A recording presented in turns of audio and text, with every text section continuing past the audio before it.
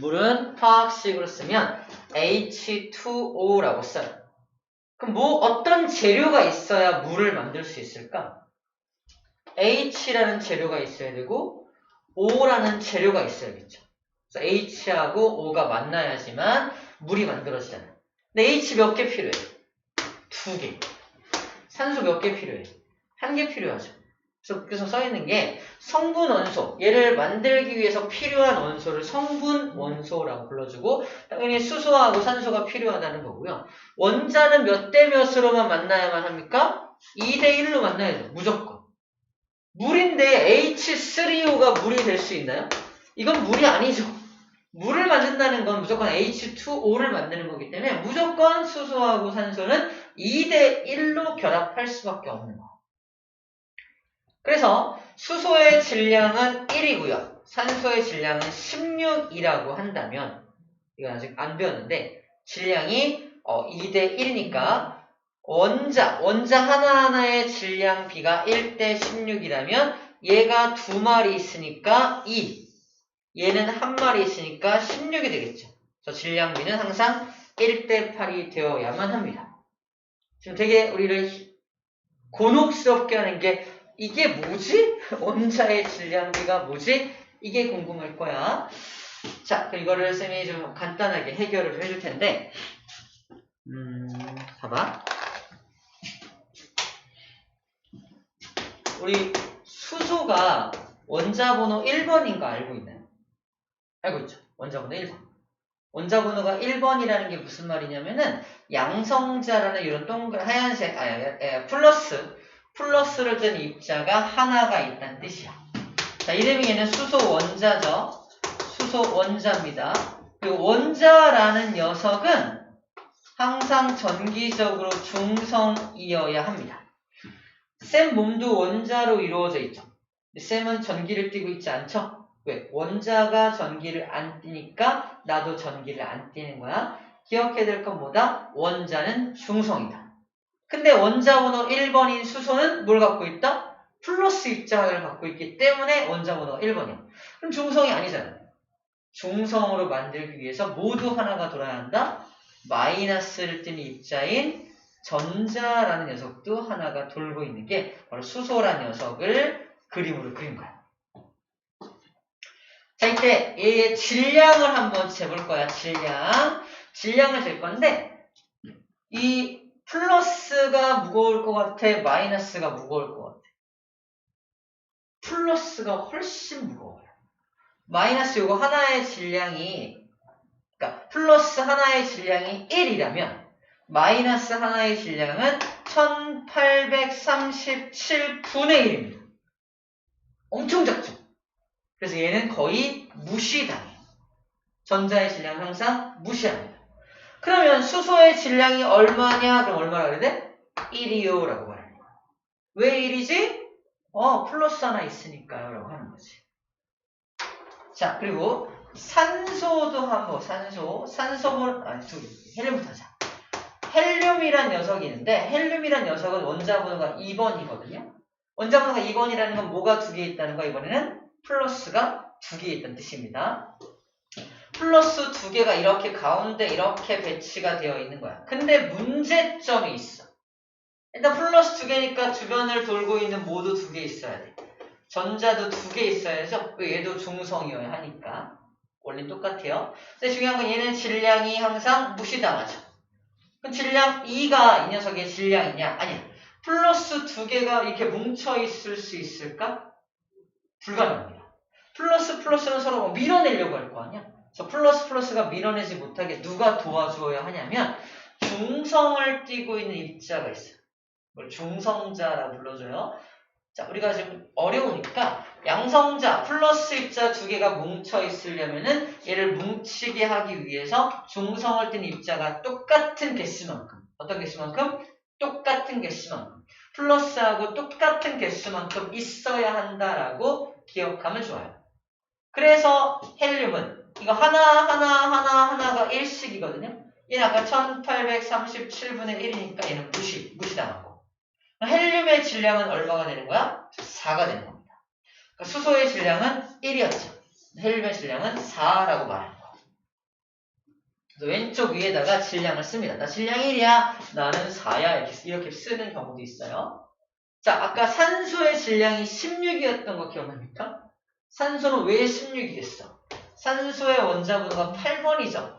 플러스가 8개 있겠지. 플러스 8개를 뭉치게 하기 위해서 모두 8개 필요하다?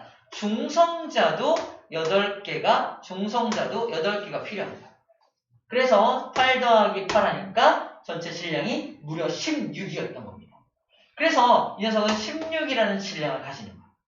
쌤이 지금 말한 게 뭘 말하는 거냐? 원자의 질량입니다. 원자의 질량. 원자는 너무 조금 해가지고 실제 질량을 잴 수는 없고 이 플러스 하나의 질량을 1이라고 한다면 중성 이 녀석도 하나를 1이라고 한다면 얘는 1의 질량을 가지고 얘는 4의 질량을 가지고 얘는 16의 질량을 가지겠네. 플러스 8개 중성 입자 8개에서 총 16개의 질량을 가질 거 아니야? 그래서 얘는 질량을 16이라고 말하는 거야. 자, 그런 측면에서 다시 한번 그림을 보면은 자, 수소하고 산소의 원자의 질량비가 1대 16이지. 이젠 알겠어. 왜 1대 16인지. 근데 H2O니까 수소가 2마리, 산소가 1마리니까 질량 1짜리가 2마리 있는 거고 질량 16짜리가 1마리 있는 거죠. 그래서 전체 질량의 비는 몇 대 몇이 된다? 2대 16. 다른 말로 1대 8이 되겠네요. 그래서 1대 8의 질량비를 가지게 된다는 겁니다. 다시 물 분자를 만들기 위해서 수소하고 산소를 준비할 건데 수소 산소를 준비해서 확 반응을 시켰어. 그래서 물이 만들어졌어. 그때 반응한 수소하고 반응한 산소의 질량을 재봤더니 얼마가 들어갔다? 1대 8의 질량이 소모되었다는 겁니다. 다시 말해서 수소가 1g이 있으면 산소 8g을 집어넣어주면은 물이 만들어지는 거야. 물 몇 그램? 질량 보존 법칙에 의해서 1g과 8g 만났으니까 물은 9g 만들어지게 됩니다. 자, 일정 성분비 법칙이 뭐냐면 바로 이거예요. 자, 물 분자를 9g을 만들려면 항상 수소하고 산소는 몇 g과 몇 g이 반응해야 한다? 1대 8, 1g, 8g이 반응해야만 한다. 이러한 질량비를 가진다는 겁니다. 질량비. 체크해요. 질량비. 성분 원소의 질량비는 항상 정해져 있어. 항상 1대 8로만 결합해. 이게 바로 일정 성분비의 법칙이에요. 그래서 우리 성분비라는 말 속에 성분의 비, 어떤 그것을 구성하는 성분의 비라는 말 속에 다른 말로 질량비라는 말이 숨어 있는 겁니다. 질량의 비라는 말이 숨어져 있는 거예요. 일정 성분비의 법칙은 그래서 뭐다? 성분 원소의 질량비를 말합니다. 성분 원소의 질량비를 일정 성분비의 법칙이라고 불러주는 거야. 책에서는 이런 설명 안 합니다. 그래서 우리 중학교 3학년 과정에서 이런 설명은 안 하지만 우리 이걸 알고 있으면 이걸 되게 쉽게 이해할 수가 있어요. 하나 더 해볼까요? 자, 이번에는 두 번째 여기 나와 있는 암모니아입니다. 암모니아. 일단 암모니아의 화학식을 알고 있어야 돼. 암모니아는 NH3예요. 질소 1마리랑 수소 3마리로 이루어진 게 암모니아입니다. 암모니아. 쌤이 그냥 재밌는 암기법으로 농협에 3개의 암모니아 농협에 3개의 암문이 있다는 뜻으로 암모니아 해갖고 농협3 NH3가 암모니아라고 암기시키기도 해요. 잘 못 외우는 아이들은. 자, NH3 딱 보면 농협? 암모니아 이렇게 떠오르게 하는 거야. 자, 성분 원소는 당연히 질소와 수소라는 성분 원소로 되어 있고요. 질소 1마리가 있을 때 수소 3마리가 만나야 되죠. 근데 질소는 질량이 얼마냐 이거야. 질소는 원자 번호가 몇 번이야? 7번이거든요. 7번. 양성자 7개니까 중성자도 7개 있겠죠. 맞아? 그래서 질량이 얼마? 그래서 여기 14라고 써있네. 14. 수소의 질량은 우리 알고 있죠. 양성자 하나만 있으면 되니까 얘는 질량이 1이죠. 근데 얘가 몇 마리 있어? 한 마리. 얘는 3마리 있죠. 곱하기 3에서 어떻게 된다? 14대 3의 질량비로 결합하겠네요. 무조건. 자, 질량비는 그래서 얘는 14대 3의 질량비를 가지게 되는 겁니다. 이해는? 오케이. 이렇게 이해해주면 돼요. 잘하고 있어요. 하나 더 해볼게요. 이제 탄소, 이산화탄소도 볼게요. 이산화탄소, 산화구리 다 해보자. 이산화탄소 같은 경우는 CO2가 화학식이야. CO2. 탄소 한 마리랑 산소 2마리로 되어 있죠. 탄소 한 마리, 산소 2마리. 성분 원소는 탄소와 산소고요. 탄소 한 마리랑 산소 2마리가 만난 거야. 탄소는 원자번호 몇 번이다? 6번이거든요. 6번이라서 질량이 얼마다? 12. 양성자 6개, 중성자 6개. 그래서 10이라고 써있는 거야. 산소 아까 했죠. 산소는 원자번호 8번이니까 질량이 얼마다? 16. 그래서 여기 16이라고 써있는 겁니다. 얘는 몇 마리? 한 마리. 얘는 2마리죠. 곱하기 2를 해서 12대 32가 되겠죠. 12대 32를 가장 간단한 정수비로 바꾸면 3대 8이 나옵니다. 그래서 항상 이산화탄소를 만들 때 탄소하고 산소의 질량비는 몇 대 몇이 되어야 한다? 3대 8이 되어야 한다라는 게 이 프루스트가 알아낸 일정 성분 비의 법칙이야. 항상 이런 비로 결합해. 항상 이런 비율로만 결합해. 그래서 이산화탄소를 만들 때 탄소를 내가 3g 준비한다면 필요한 산소는 몇 g이야? 8g 필요해. 이걸 알아낼 때 이 비가 이용된다는 거예요. 탄소 3g 준비했어. 이산화탄소 만들 거야. 산소 좀 갖고 와. 산소 몇 g? 8g. 8g을 가져오면은 이산화탄소를 만들어낼 수 있다는 겁니다. 마지막 하나 더 해볼게요. 얘가 산화구리. 는 간단하게 CU 한 마리. 이온이지만 이거 한 마리야. 산소 한 마리. CuO입니다. CuO가 산화구리 화학식이야. CU 한 마리, O 한 마리.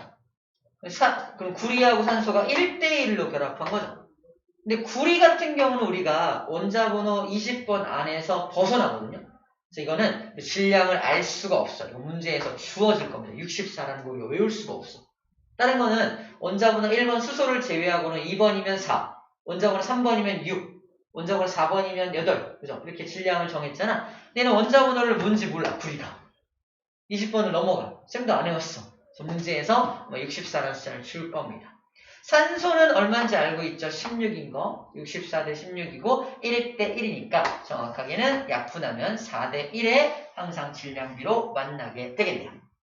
자, 이러한 질량비가 항상 유지된다라는 게 일정 성분비의 법칙, 프루스트의 연구입니다.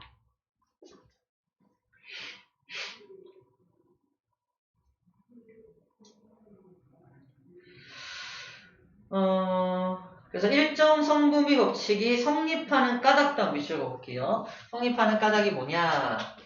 항상 일정한 개수비로 결합하기 때문입니다. 어떤 물질을 만들 때 항상 일정한 어떤 개수로 만나잖아. 물 같은 경우는 수소와 산소가 항상 2대1. 그러니까 항상 질량비도 일정할 수밖에 없지. 이게 키워드예요. 항상 일정한 개수비로 결합해서 물질을 만들기 때문에 그 물질을 구성하는 성분 원소의 질량비도 일정할 수밖에 없다라는 말 하는 겁니다. 또 하나 중요한 거, 어떤 물질을 새로 만들어내는, 즉 새로운 물질을 합성해내는 화합물에서는 일정 성분비 법칙이 성립을 해요. 이것저것 막 섞어버려서 만드는 거 있죠. 흙탕물을 만들어 막 이런 거. 내가 섞는 비율에 따라서 막 달라지죠. 흙탕물인데 흙을 좀 많이 넣어! 아니 모래를 많이 넣어. 내 맘대로 할 수 있잖아. 이건 일정한 성분비를 가질 수 있나요? 아니죠. 내 맘대로 할 수가 없죠. 그냥 내가 섞기 나름이잖아. 그래서 내 맘대로 할 수 있으니까 혼합물에서는 성립하지 않는다는 거 체크합니다. 혼합물은 안 돼. 혼합물에서는 일정 성분비 법칙이 적용될 수가 없어. 어떤 새로운 물질을 만들어내는 화합물에서만 이게 가능하다라는 겁니다. 화합물에서만 가능하다.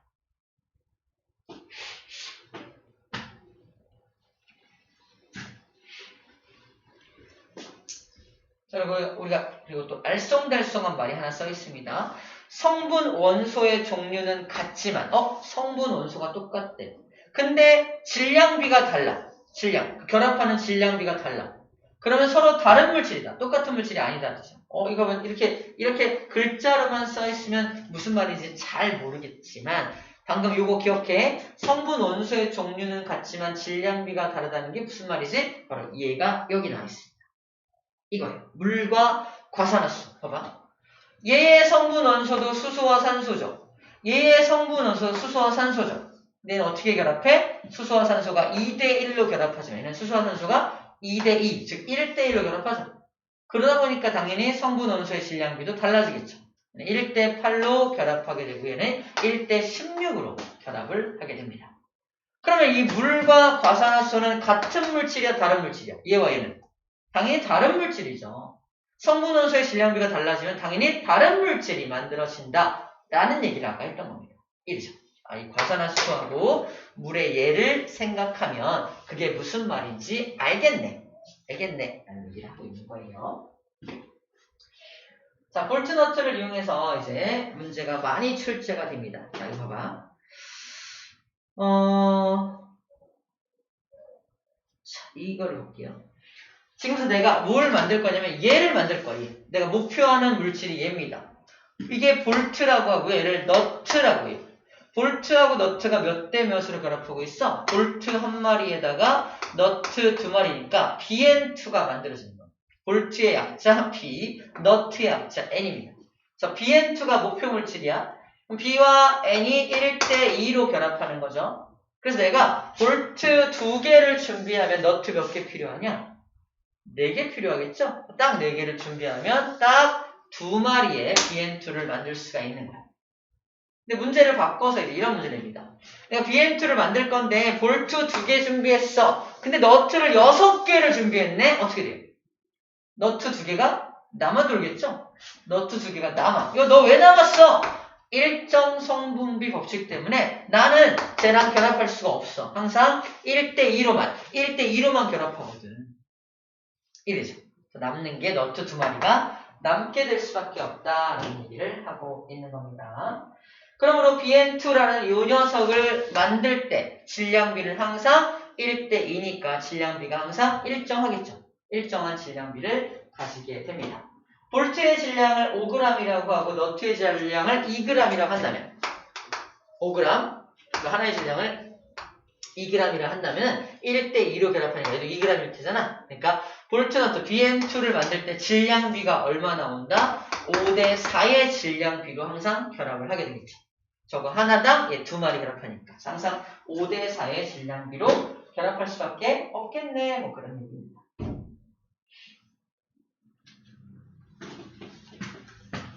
상식적인 선에서 충분히 이제 알 수가 있어요.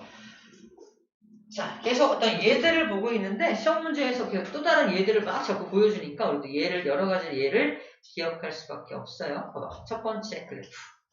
이게 뭐냐면요. 구리하고 산소를 4대1로 결합을 시킬 거야. 만들어지는 물질이 뭐냐? 산화구리라는 물질이 만들어집니다. 산화구리. 이게 질량비가 4대1이니까 그러니까 구리의 질량이 아까 몇 g인지 기억나나요? 산소의 질량은 산화구리는 어떤 CuO입니다. CuO가 산화구리였어. 기억납니까? 산화구리 CuO. 그러니까 Cu라는 원자 하나랑 산소랑 원자 하나가 1대1로 만나야 돼. 1대1로 만나야 돼. 그럼 구리의 질량은 얼마냐? 산소의 질량 얼마냐? 그러니까 구리의 질량이 64g이었나요? 구리 하나의 질량이 64g이었던 것 같아요. 64. 구리의 질량이 64고요. 산소 하나는 16이죠. 64대 16으로 결합하는 것. 이걸 가장 간단한 정수비로 바꾸면 4, 4, 16, 4, 1은 4, 16 곱하기 4, 60 딱 나오죠? 그래서 4대1 나오는 거예요. 그래서 질량비가 4대1이라고 써주고 있는 겁니다. 그래서 잘 봐. 이 시험 문제야. 내가 구리를 4g을 준비하면 산소는 몇 g 필요하니? 구리 4g하고 산소 1g 반응하는 거니까 산소는 1g만 필요해요 라는 뜻이에요. 그럼 산화구리가 몇 g 만들어져? 몇 g? 5g짜리 산화구리가 만들어지겠죠. 4g 더하기 1g이니까 5g짜리 산화구리 만들어지는 거야. 두 번째, 내가 구리를 8g 준비했어. 그러면 산소는 몇 g 필요해? 2g 필요하겠네. 산화구리 몇 g? 10g 만들어지겠네요. 자, 이거를 똑같은 녀석인데 그래프만 바꿔서 오른쪽 그래프로 바꾼 거야. 보세요. Y축에 산소의 질량이 써있잖아, 지금은. 근데 좀 바꿔서 이렇게 바꿔. 산화구리의 질량이라고 바꿔놓은 겁니다. 그럼 봐봐. 아까 구리가 4g 있을 때 산소 1g 필요했죠. 산화구리 몇 g 만들어진다고? 5g. 그래서 5g 찍혀있는 거죠. 이렇게 5g. 그죠? 이걸 통해서 뭘 할 수 있다? 아, 구리하고 산소가 4대1로 결합했구나. 보여? 이 그래프를 보더라도 아, 구리하고 산소가 4대1로 결합해서 5가 된 거구나 라는 걸 알 수 있겠죠. 자, 어떤 왼쪽 그래프를 주든 오른쪽 그래프를 주든 몇 대 몇으로 결합했는지를 이걸 통해서 알 수 있다 없다? 알 수 있다. 다시 왼쪽 그래프를 만약에 시험 문제 줬다. 산화구리가 만들어질 때 산소와 구리는 몇 대 몇으로 결합합니까? 보이죠 그냥? 4대1로 결합하네. 그냥 눈에 보이잖아. 근데 오른쪽 그래프로 주고 나서 야 산화구리가 만들어질 때 몇 대 몇으로 결합합니까? 4대5라고 말하면 안 돼요. 그죠? 4대1로 결합해서 5가 되는 거지. 그리고 헷갈리라고 이렇게 문제를 두 가지 형태로 내는 거예요. 구분할 수 있겠죠? 구분할 수가 충분히 있습니다. 어려운 거 없고요. 자, 얘도 볼게요. 이번에는 산화 마그네슘이라는 물질이 있어요. 산화 마그네슘도 MgO입니다. 근데 이 마그네슘은 원자번호 12번이라서 양성자 12개, 중성자 12개에서 24가 될 것 같지만 원자번호 10번 넘어가면 조금 더 많이 들어가긴 하거든요. 그래서 정확히 얼마라고 말하기가 좀 어려운데 어쨌든 질량의 비가 3대2의 질량 비로 만난다고 써있어. 그럼 한번 예측해보자. Mg 한 마리, 산소 한 마리가 만나서 MgO가 만들어지는데 질량비가 3대2라는 건 산소 질량이 16이죠. 얘는 몇이 되어야 이게 3대2가 되나요? 16 곱하기 3은 2 곱하기 x에서 2, 8에 16, 8, 3, 24죠. 24. 얘는 12라서 질량 24 딱 나오네요. 얘는 양성자 12개, 중성자 12개인 규칙에 딱 맞아 들어가네요. 그죠? 그래서 마그네슘은 여기다가 24짜리네 라고 쓸 수 있다는 거예요. 정리할게요. 마그네슘, 쌤들 안 외워서 그래. 마그네슘은 그 질량이 24고요. 산소의 질량은 16이죠. 몇 대 몇이야? 3대2가 나오네요. 1대1 결합하니까. 그래서 3대2의 질량비로 결합을 해서 산화 마그네슘을 5를 만든다라고 써져 있는 겁니다. 자, 그래 봐봐. 마그네슘을 내가 3g을 준비했어. 근데 이게 3대2로 결합하니까 산소 몇 g 필요해? 2g 필요하네요. 산소의 질량 2라고 나와 있죠. 그럼 마그네슘과 산소는 몇 대 몇으로 결합하는 거야? 3대2로 결합하는 거야 라는 게 이 그래프에 나와 있죠. 아까 왼쪽에 저 그래프처럼 만약에 산소가 아니라 산화 마그네슘이라고 써있다면요. 산화 마그네슘 써있다면 여기 뭐라고 써있겠어? 5라고 써있겠어. 5라고 써있어도 3대2로 결합한다는 걸 알 수가 있겠네요. 그래서 이런 식으로 문제가 출제가 된다는 겁니다. 자, 마지막 하나. 계속 그래프를 보여주고 있는 거야. 그래프를 자꾸 보여주는 게 우리 시험 문제 풀 때 당황하지 말라고 보여주는 겁니다.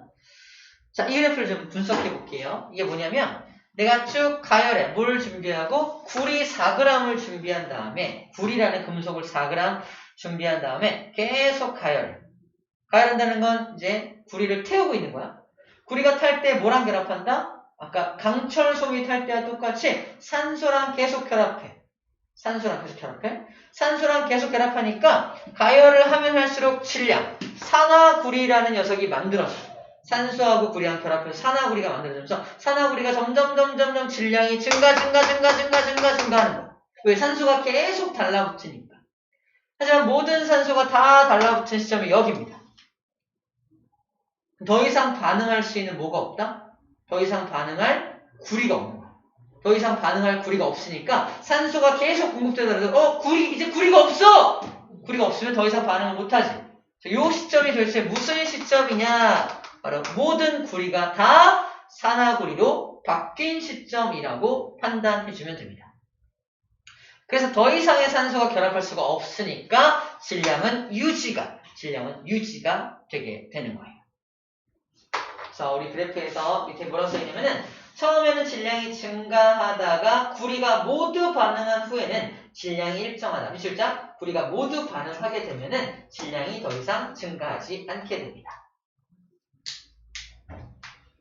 산화구리가 그렇다면 몇 대 몇으로 반응한 거냐? 산화구리가 5g 만들어졌죠? 모든 여기 구리 4g이 반응해서 산화구리 5g이 만들어졌더니 모든 구리가 다 소모됐어. 그래서 구리하고 산소는 몇 대 몇으로 반응한 거야? 얘 4g일 때 얘가 산화구리가 5g 만들어지고 끝났잖아. 그러면 산소는 몇 g 투입된 거야? 1g이 투입된 거네요. 그래서 얘는 몇 대 몇의 질량비로 결합한다? 4대 1의 질량비로 결합하는 녀석이네. 우리가 일정 성분 B가 4대 1이라는 사실도 이 실험 결과를 통해서 알 수 있다는 겁니다. 좀 특이한 그래프가 나오더라도 4대 1로 결합했네라는 걸 거꾸로 분석해낼 수 있다는 거죠. 상당히 어려운 내용이에요, 사실. 여러분들 되게 잘 이해하고 있는 겁니다. 좋아요. 우리 23쪽 문제 풀어볼게요.